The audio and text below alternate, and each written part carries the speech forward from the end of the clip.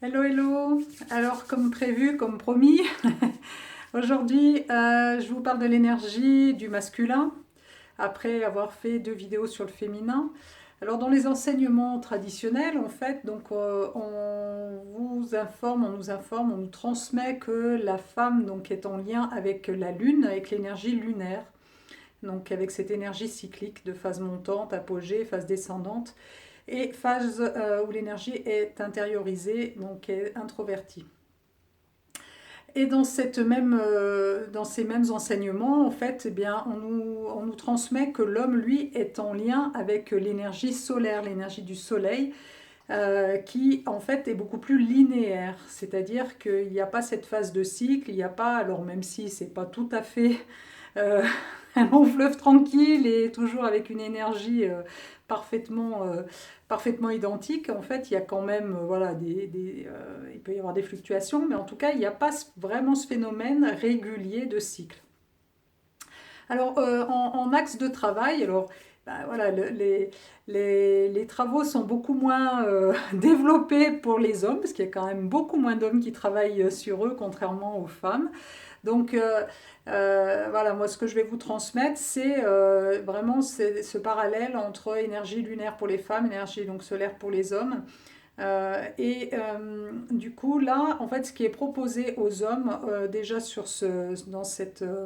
dans cette explication-là, c'est de travailler sur deux axes.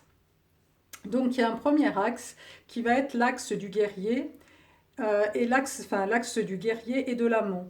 Donc, c'est d'arriver à équilibrer, on va dire, ces deux polarités qui peuvent paraître, en fait, l'axe du guerrier très yang, c'est-à-dire la défense du territoire, c'est-à-dire on va retrouver tous les sports, enfin les sportifs, à l'excès, eh bien, ça va donner les hommes agressifs, les hommes violents. On va les retrouver ici, les gens qui sont dans une autodéfense, enfin, qui peuvent agresser par peur d'être agressés, qui vont être qui vont être dans cette forme d'énergie extravertie, puisqu'on a vraiment une énergie qui est vraiment très tournée vers l'extérieur et qui va être dans une forme, qui peut être dans une forme d'agressivité. Alors dans le positif, un guerrier, un archétype guerrier très bien équilibré, bien incarné, eh bien c'est un homme qui sait protéger son territoire, c'est-à-dire que son foyer, la famille se sent en sécurité dans le foyer parce que il y a cette posture, cette énergie qui est développée, qui émane et qui fait que du coup, dans le foyer, on se sent en sécurité, on se sent protégé. Voilà, donc il n'y a pas forcément de forme d'agressivité, c'est juste une énergie. Voilà, là c'est chez moi et à partir de là c'est stop. C'est juste quelque chose qui est posé avec densité et fermeté et voilà, les gens du coup n'empiètent pas sur ce territoire-là.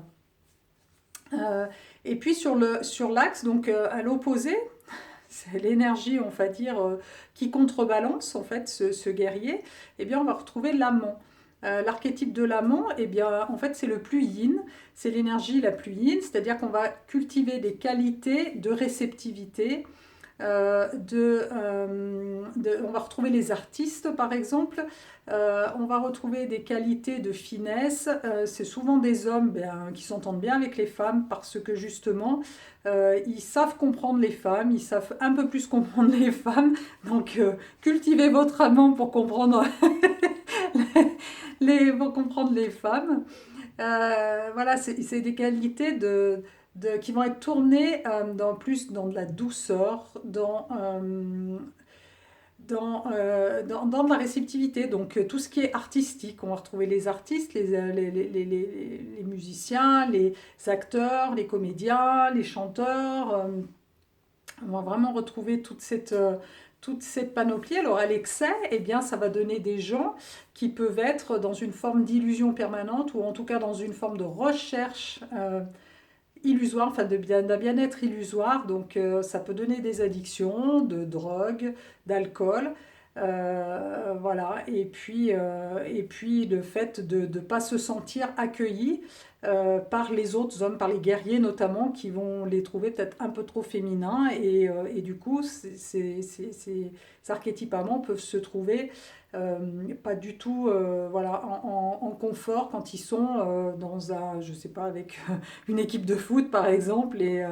Et voilà, donc ces deux polarités, il faut bien penser qu'elles existent en tout homme, elles sont présentes en tout homme. Donc même pour quelqu'un qui est très typé amant, eh bien en fait il a un guerrier et il faut qu'il aille chercher le contact de ce guerrier. Et pour quelqu'un qui est très guerrier, eh bien il a de l'amant en lui. Donc ça veut dire se connecter à ses émotions, hein, parce que l'amant c'est lui, c'est par lui qu'on va pouvoir connecter les émotions.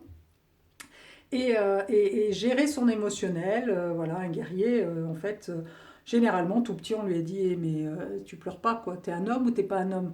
Voilà, ça forge un guerrier, ça. C'est, voilà, c'est, on se, on se- on s'abaisse pas, voilà, on est des durs, donc on ne pleure pas. Donc là, c'est va être tout l'enjeu d'aller contacter cet amant qui va être en souffrance parce que c'est une énergie qui est là, qui est en tout homme et qui ne pourra pas s'exprimer et qui sera occultée. Alors, moi, je vous en décris une forme de caricature, puisque je ne vais pas vous en parler pendant des heures, hein, donc forcément, je vous décris les schémas euh, à l'excès ou au contraire en vide total de ces énergies. Mais après, évidemment, il y a toutes les nuances et les subtilités de ces énergies-là. La plupart des hommes sont quand même contactent très bien l'un et l'autre. Par contre, dans certains domaines de leur vie, par exemple, on peut se rendre compte que face à un type de personne ou dans une situation donnée, ben, par exemple, on ne contacte pas du tout l'amant. On ne contacte pas du tout son émotionnel, on est sur la défensive, on va être voilà, systématiquement, on va se mettre en mode guerrier dans une situation donnée. Voilà, donc ça, c'est comment explorer cet axe-là de manière subtile. Voilà pour cet axe. Et puis après, il y a un autre axe qui va être l'axe, vous avez le magicien. Donc le magicien, c'est l'homme de savoir, c'est celui qui connaît les choses, qui peut transmettre l'information. Donc il aime voyager. Il va aller chercher de l'information et il va la ramener, il va la transmettre. Ça va être aussi, on va retrouver aussi tout type de voyageurs. Donc ça peut être les voyages physiques, mais ça peut aussi être les voyages chamaniques.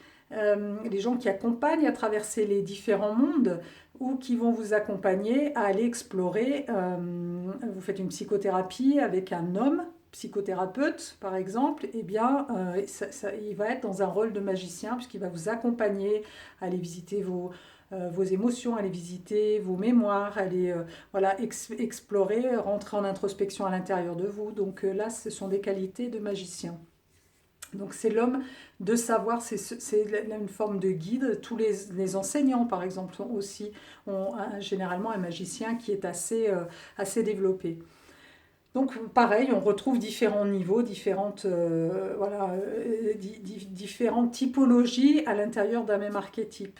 Et puis, euh, au sommet, donc c'est une roue, hein, on peut aussi l'assimiler avec les directions, puisque ce sont des enseignements chamaniques, donc on peut le retrouver avec les directions, etc. Donc c'est pour ça qu'on le positionne en roue. Donc on va retrouver le quatrième archétype qui est l'archétype du roi. Donc là, le roi, eh bien, on va retrouver toutes les personnes, tous les hommes de pouvoir, tous les hommes qui se sont positionnés dans une forme, enfin qui expérimentent le pouvoir.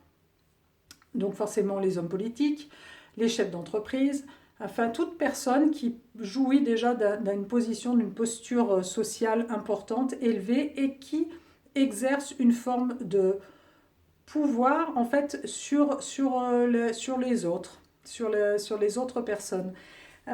Alors, on n'a pas forcément besoin d'avoir travaillé sur soi pour être très teinté de l'archétype du roi.